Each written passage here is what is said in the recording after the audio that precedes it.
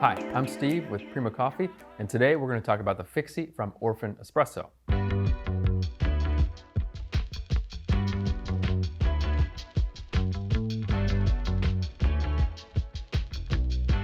So it's called the Fixie because just like a fixed gear bicycle, it's supposed to have only one grind setting when you take it out on the road with you. Let me kind of show you how that works. It's a little confusing at first. The idea here is that the grind adjustment system all comes inside this little tin here. On a lot of hand grinders, what you have is a wheel on the bottom of this center burr that you turn to the right to make it finer, and you turn to the left to make it coarser. And basically what you're doing is you are managing the distance between the two burrs, right? When you turn to the right, it pushes the bottom burr up, so it makes it finer. And when you turn it the other way, it pulls the burr down, makes it coarser. The Fixie uses a set of spacers to put here under the top nut and above the body on the axle that raise, when put in place, raise that bottom burr or sort of center burr up, and that makes it finer. So all the adjustments that you're going to make are to make this thing finer. It's a little counterintuitive at first, but once you get the hang of it, it'll be pretty easy. Let me kind of show you how that works. So in order to adjust the grind, you'll need to take the top nut off. So you'll just take that off, and you'll need to take this handle off as well. If you don't have it set on the table, that center burr will just fall out. So you do want to have it set on a table, or in the very least, hold it in your hand when you're doing that so that this bottom burr doesn't just come out. The adjustment system is a set, like I said, of spacers. But Orphan Espresso has provided three main changes, and that is the one disc, so you can see it has one hole in it, the two disc, that has two holes, and the three disc, which has three. And they're all based on size, thickness. The 3 is the coarsest, so that's going to be the thinnest. Therefore, it pushes this center burr up the least.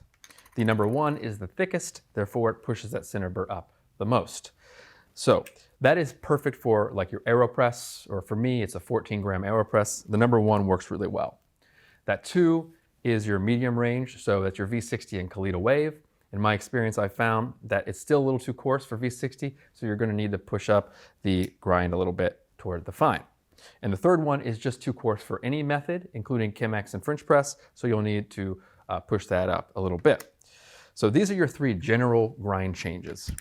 In order to make those fine-tuned adjustments, they include these 3 shims that are made of, or sort of 2 shims that are made of Teflon. One of them is 0.2 millimeters, and the other is 0.1 millimeters. So really minute adjustments. They've given you 2 of each that you can use. You can feel the difference so you know which one's which. So if we're going to do a V60, I would put the 2 on, and then I know from experience that I would then find the thicker one of the Teflon shims, and that is the 0.2 millimeters, and I'd put that on, and then you just put the handle on. It has a little rectangle here, so you're going to need to find the position on top here and fit that on like that. And then you put the top nut on top of those to hold it all together. Just spin it on. And that's it. Your grind is set. You'll just add in the grind sketch and you're good to start grinding. When you're taking this on and off, there is a way to do it. So we found that we actually damaged the silicone seal here when we took it off incorrectly. So this is a quick release seal. And what it's meant to happen is for you to sort of turn it to the side to get it off. If you are to pull it off, you might damage that seal. It's meant to resist straight pull. And to put it back on, you just put it straight on and do a little twist. Now, because of that top adjustment system, there's no place for you to pour the beans in up there. So Orphan Espresso has designed this little side opening into the body.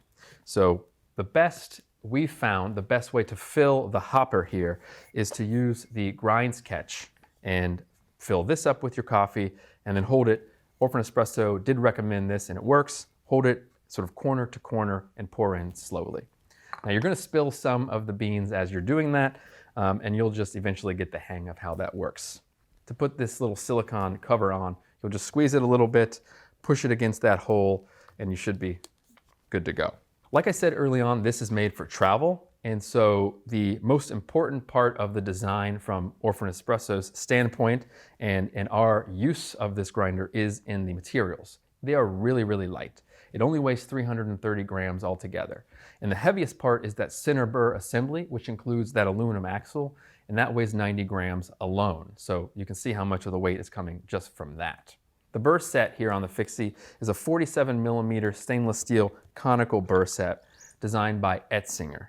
So you can kind of see it there. It is just 1 millimeter smaller than the burrs that are used on the Lido series. Again, this is the heaviest part. The body is made of carbon fiber, as is the handle. The pommel here is silicone, as is this quick release seal for the grind sketch. The grind sketch is titanium, much lighter than other metals. So all of these materials here together, putting the shims inside the tin, throwing them in the bag, that is only 12 ounces, which is about the weight of the bag of coffee that you're going to take with you. So I know that there will be some people asking about the AeroPress. Does the Fixie fit inside the AeroPress? The answer is yes. However, you can fit the body inside the body of the AeroPress or turn it over, you can fit it into the plunger, but then you still have all these other parts to deal with. And with the AeroPress, it won't fit into the bag. So your best bet is just to put it into the bag, and this bag does have a little pocket inside for the handle so that when you're traveling, it won't scratch the body of the grinder. So it's important to see what the grinds look like. So I've ground 5 grams with the 1-hole disc, 5 with the 2-hole disc, and 5 with the 3-hole disc, so you can have an idea of what that looks like. With the 1-hole, like I said before, it's really kind of perfect for the AeroPress, and it produced, out of all the different methods we used, on the finer setting, the most vibrant cup of coffee. As we went coarser, we lost some of that sweetness. And the reason that we found is because it produces more fines than, let's say, the grinders in the Lido series from Orphan Espresso. And overall, the distribution is wider. So even when you're up there working for Chemex and French press, you're going to have more fines than with that Lido series. However, that's kind of beside the point, because this thing is made for travel, and I don't think you're going to take a glass Chemex or a glass French press with you on the trail. You're probably going to want to take something closer to an AeroPress or a V60. One cool note about this is that it is 0 retention, or pretty close to 0. The reason is because there's nothing to get in the way of the path between the burr here and the grind's catch. Whereas if you're using other grind adjustment systems, such as the wheel that's underneath that burr, there might be recesses for coffee to collect. That isn't the case with this. It is just that bottom burr, and it falls from that into this titanium grind sketch. So that is the Fixie from Orphan Espresso. Everything about this was made for travel.